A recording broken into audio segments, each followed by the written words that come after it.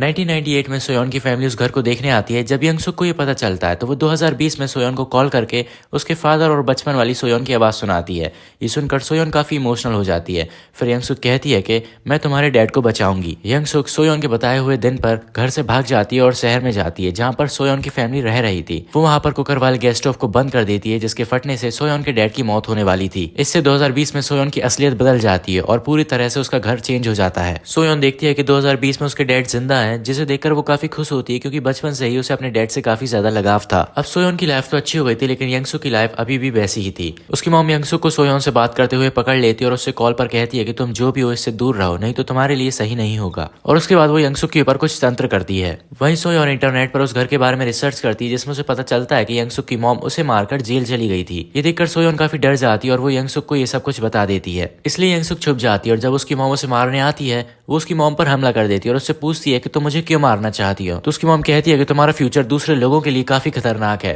ये सुनकर यंगसुक का दिमाग खराब हो जाता है और वो उनके ही चाकू से अपनी मॉम को मार देती है। उसके बाद यंगसुक आजाद हो जाती है और अपनी लाइफ एंजॉय करती है। अब 2019 में सोयोन का एक फार्मर फ्रेंड उन्हें स्ट्रॉबेरीज गिफ्ट करने आता है। वहीं 1998 में वही फार्मर यंगसुक को भी स्ट्रॉबेरीज गिफ्ट करने जाता है, लेकिन जब वो स्ट्रॉबेरीज फ्रिज में रखता है वो गलती से यंगसुक की मरी हुई माँ की डेड बॉडी देख लेता है, जिससे वो डर जाता है और पुलिस को कॉल करने लगता है। लेकिन कॉल सोयोन उठाती है, लेकिन तभी यंगसुक उसे मार देती है क्योंकि अब उसे सच्चाई पता चल चुकी थी। वहीं सोयोन को पता चलता है कि उस फार्मर की स्ट्रॉबेरीज गायब हो गई हैं और उसकी फैमिली उस फार्मर को नहीं जानती। तो वो दौड़कर उसके फार्म पर जाती है जो कि 20 साल पहले ही बंद हो गया था।